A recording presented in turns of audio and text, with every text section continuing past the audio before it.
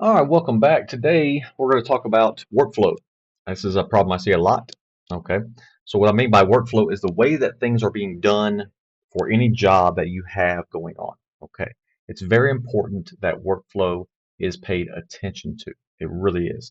All right, when you are growing your company, things tend to get left behind, unfortunately. That's just the way it is.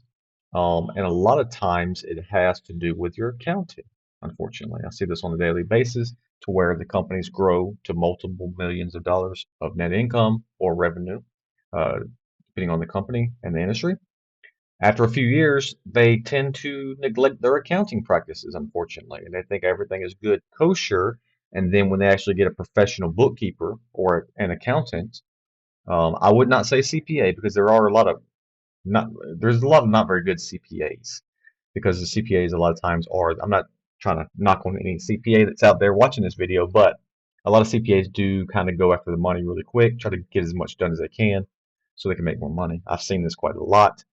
Um, and I also have to talk to CPAs on a daily basis or weekly basis, trying to get them to fix things or give me to understand why they made the accounting entries they did make, and try to get those fixed because they will sometimes make things that don't make sense. Okay, but anyways, when you are starting your company, it's okay to kind of, I mean, it's not okay, but it happens for things to get out of whack. But later on, those need to get fixed. Okay, so as you grow your company, you'll start to need to hire people that will take up the slack that's being left behind, such as in accounting. A lot of companies like to do their own bookkeeping for the first couple of years to get things moving. However, a lot of times they do not understand accounting or bookkeeping and tend to mess things up to where it's hard to fix them later on. Okay, whether that's matching transactions, matching bills, they just do a one bill payment for $100,000 and 100 transactions, but you got 4 or 5 months possibly of needing to break those transactions up so they reconcile correctly, or you'll never be able to reconcile them. Or maybe somebody didn't ever pay. That's a problem as well. So when you are growing your company, I prefer to use email as well as I use SharePoint for documents, stuff like that. Even though it's not very good for outside companies out that I found, for internally it's okay, but for outside, if you're trying to, work with other companies, business to business, it's a lot. It's more of a pain than it's worth it. They should make it to where it's integrated to where you can talk a lot easier and file transfer a lot easier with outside companies. But hopefully they'll be able to fix that. So I use Microsoft Teams as well for communication. I also use Google.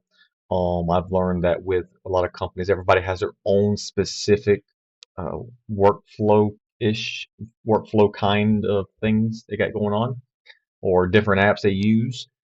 So I try to follow as many as I can. However, it makes my job a lot more difficult because sometimes you'll get companies that want to have their own email address. I just tell them straight up, I can't use your email address. You can make an email address for me. You could use it to be a forwarding email, but I cannot check 10 or 20 email addresses or accounts each and every day.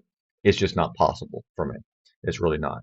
And I have in a lot of companies, especially the bigger companies with receipts, I'll have them set up a AP email address and they will attach all of their incoming receipts or invoices, whatever is going on, to this specific email address, and then everything gets forwarded to my business email address. And I have all the companies do that, and then I can see on there that it's, oh, this company or this location, whatever the case is, for that particular company. That works out very well for me because every day I can just go through the emails and clear them all out and attach the attachments, whatever needs to be done, add the bills, add the invoices or sales receipts, whatever's going on with that particular company. And some companies also like to use Monday.com. I really don't like Monday.com. I think it's just too confusing for me a lot of times because I guess maybe I'm not familiar with it as I should be, but it's a lot of searching for me, and it makes my job a little bit more crazy than it should be. I feel that's just my opinion, because I like things simplified. I feel like Monday sometimes it ends up too many people being on there at the same time, and it's hard to navigate and figure out what needs to be done and what has been done if people don't communicate very well on there. So that's something that I do not like about it. But there's other apps that people use, but a lot of people like Monday. I don't really care for Monday.com. But that's just my personal opinion. Some companies don't use a CRM at all as well. That if that works for you, I don't use one because I'm not that big to where I need a CRM at the moment. I can pretty much remember and keep tabs on all my clients at the moment. Maybe that's something later I'll try, but we'll see. Uh, what else is a good one? So we got SharePoint. You also got the Google Drive. I'm not a big fan of the Google Drive for the main fact that it looks very dirty to me. Very hard to clean up. I believe SharePoint's a lot easier to clean up because you can have multiple sites, and for me, I'll have multiple sites. I'll have a company for each site, and then I can put my documents on there or my, to-do list or whatever for end of the month reconciliation stuff like that. So that's pretty much it. And just make a lot of lists. I mean, if you have different jobs, make a list for that job, what needs to be done for that specific job. And as you grow, just have those people, have the new people, the new employees or whoever, get trained on how your workflow is. And you'll have to check them. That's the key to remember as well. You have to check behind people. A lot of people get lazy with that part. They don't want to check behind anybody. They just expect them or assume that they know everything and that they're doing everything they should be doing. But a lot of times it doesn't happen. Okay, so you have to watch over your own people. But anyways, let me know your thoughts about what different softwares that you like to use. You may be a Monday.com user. I don't know. We'll have to see. And do you like Microsoft? Do you like Google? I prefer Microsoft myself because I have Microsoft everything. It kind of integrates pretty well with everything that I have. I have the Microsoft Surface. This is the computer I'm using at the moment. Let's see.